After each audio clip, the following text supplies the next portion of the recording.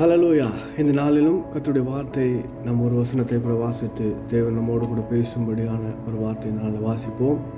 யோசுவா 4ஆம் அதிகாரம் 24ஆம் வசனம் சொல்லுகிறது, உங்கள் தேவனாகிய கர்த்தர் சிவந்த சமுத்திரத்தின் தண்ணீரை நாங்கள் கடந்து தீரும் மட்டும் எங்களுக்கு முன்பாக வற்றி போக பண்ணினது போல உங்கள் தேவனாகிய கர்த்தர் யோர்தானின் தண்ணீருக்கும் செய்து அதை உங்களுக்கு முன்பாக நீங்கள் கடந்து தீரும் மளவும் வற்றி போக பண்ணினார் என்று அறிவிக்க கடவீர்கள். ஹல்லேலூயா, ஹல்லேலூயா. இந்த இடத்துல வசனத்தை நல்லா வாசித்து பார்ப்பீர்களானால், சிவந்த சமுத்திரத்தின் தண்ணீர்களை கடந்து தீரும் மட்டும் கர்த்தர் என்ன பண்ணாராம்? அந்த கரையை கடந்து தீரும் மட்டும், ஆற்றை கடந்து தீரும் மட்டும் அந்த தண்ணீரை வற்றி போக பண்ணினார். அதே போல யோர்தானின் தண்ணீருக்கும் செய்து அதை உங்கள் கண்களுக்கு முன்பாக கடந்து தீரும் மட்டும் அதை என்ன பண்ணாராம்? வற்றி போக பண்ணினார் என்று அறிவிக்க கடவீர்கள். ஹல்லேலூயா. மிக முக்கியமான வசனத்தில், இந்த வசனத்தில் பார்த்தீங்கன்னா என்னவென்றால், தேவன் உங்களுக்கு செய்த நன்மைகளை பிறருக்கு நீங்கள் சாட்சியாய் அறிவிக்க கடவீர்கள். வசனம் அப்படியாகத்தான் இந்த இடத்துல சொல்லுகிறது, நீங்கள் அறிவிக்க கடவீர்கள். தேவன் எங்களுக்கு எவ்வளவு நன்மையா. ஒருவேளை அந்நியர்கள் மத்தியில் நீங்கள் இருக்கலாம், புறஜாதியார்களுக்கு மத்தியில் நீங்கள் வேலை செய்து கொண்டிருக்கலாம், ஊழியம் செய்து கொண்டிருக்கலாம், இல்லை உங்கள் குடும்பம் உங்கள் வீட்டை சுற்றிலுமாய் புறஜாதியார்கள் வாழுகிற இடங்களுக்கு மத்தியில் நீங்கள் இருக்கலாம். உங்கள் தேவனாகிய கர்த்தர் உங்களுக்கு செய்த நன்மைகளை அவர்களுக்கு நீங்கள் அறிவிக்க வேண்டும் என்று இந்த வசனம் சொல்லுகிறது.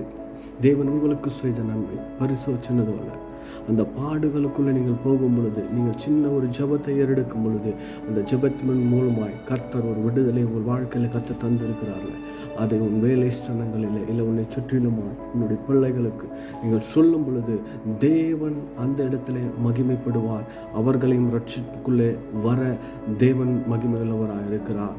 அதனால தான் அந்த வசனங்கள் நீங்கள் சொல்லும் பொழுது நீங்கள் பட்ட வேதனைகள், ஒருவேளை மரண பாடுகளுக்குள்ளே இல்லை கடன் பாரத்துக்குள்ளே போயிருப்பீங்க, உங்களுக்காக சில ஊழியக்காரர்கள் வந்து ஜெபித்திருப்பாங்க, இல்லை ஒரு சில ஜெப கூட்டங்கள் வைத்து உங்களுக்காக ஒரு தனிப்பட்ட விதத்தில் ஒரு குடும்பமாய் ஜெபித்திருக்கக்கூடும். அந்த ஜெபத்தின் நிமித்தமாய் நீங்கள் விடுதலையாயிருப்பீர்களானால் அதை உன் நண்பருக்கும் உன் உற்றாருக்கும் உன் உறவினருக்கும் நீங்கள் சொல்லும் பொழுது, ரட்சிக்கப்படாத அந்த ஜனம், தேவனை ஏற்றுக்கொள்ளாத அந்த ஜனம் தேவனை ஏற்றுக்கொள்ளும். ஒருவேளை அது உன் குடும்பத்தில் இருக்கலாம், உன் தம்பியாக இருக்கலாம், உன் தங்கையாக இருக்கலாம், ஒருவேளை உன்னுடைய தாயாக இருக்கலாம். நீங்கள் மாத்திரமே தேவனை ஏற்றுக்கொண்டு இயேசுவை சொந்த ரட்சகராக ஏற்றுக்கொண்டு நீங்கள் வந்திருக்கலாம். தேவன் உங்களுக்கு செய்தது நீங்கள் அவர்களுக்கு சொல்லும் பொழுது அந்த ரட்சிப்பை அவருடைய வாழ்க்கையிலும் அவர்கள் சுதந்திரித்துக் கொள்ள முடியும். அப்படின்னு அந்த வசனம் சொல்லுது, உங்கள் தேவனாகிய கர்த்தர் சிவந்த சமுத்திரத்தின் தண்ணீரை நாங்கள் கடந்து தீரும் மட்டும் எங்களுக்கு முன்பாக வற்றி போக பண்ணினது போல உங்கள் தேவனாகிய கர்த்தர் யோர்தான் தண்ணீரை நீங்கள் கடக்கும் பொழுது அதையும் வற்றி போக பண்ணினார் அல்லவா? அதை சொல்லுங்க. ஒருவேளை வேலை இல்லாத சூழ்நிலைகள் இருந்திருக்கலாம், ஒருவருடைய உதவினால் உங்களுக்கு வேலை கிடைத்திருக்கலாம், இன்றைக்கு நன்றாக இருக்கலாம். அதை தேவன் உங்களுக்கு செய்தார் இல்லையா? அதை நீங்கள் சொல்லும் பொழுது ஒருவேளை அநேக அடித்தட்டில் இருக்கிறவர்களை உங்களுடைய இந்த சாட்சி அவர்களை இன்னும் மேலாய் தேவனுக்கு நேராய் அவர்களை கொண்டு வரக்கூடும். அதனால் இந்த வார்த்தையை பற்றி பிடித்து கொள்ளுங்கள். கர்த்தர் உங்களுக்கு செய்த நன்மையை, கர்த்தர் உங்கள் வாழ்க்கையில் செய்திருக்கிற நன்மையை நீங்கள் பிறருக்கு அறிவிக்கும் பொழுது உங்கள் மூலமாய் அவருடைய ராஜ்யத்துக்கு ஒரு பங்கை நீங்கள் சேர்த்து வைக்கிறீர்கள் என்பதை மறவாதீர்கள்.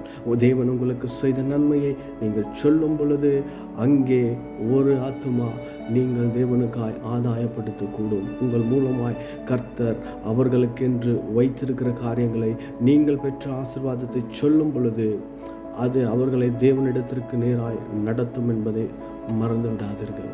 கர்த்தர் நமக்கு செய்தவைகளை ஒருபோதும் மறக்காதபடிக்கு தேவன் செய்ததை நாம் எல்லா இடங்களிலும் போய் சொல்லுவோமானால் அநேகரை அவருக்காய் ஆயத்தப்படுத்தக்கூட ஆண்டவருக்காய் ஆயத்தப்படுத்த ஏதுவாக இருக்கும். வசனங்கள் ஒருவேளை உங்களுக்கு தெரியாமல் இருக்கலாம், வார்த்தைகள் தெரியாமல் இருக்கலாம், ஆனால் இயேசுவை உங்களுக்கு தெரியும், அவர் செய்த நன்மை உங்களுக்கு தெரியும். அந்த நன்மையை மாத்திரம் நீங்கள் சொல்லுங்கள்.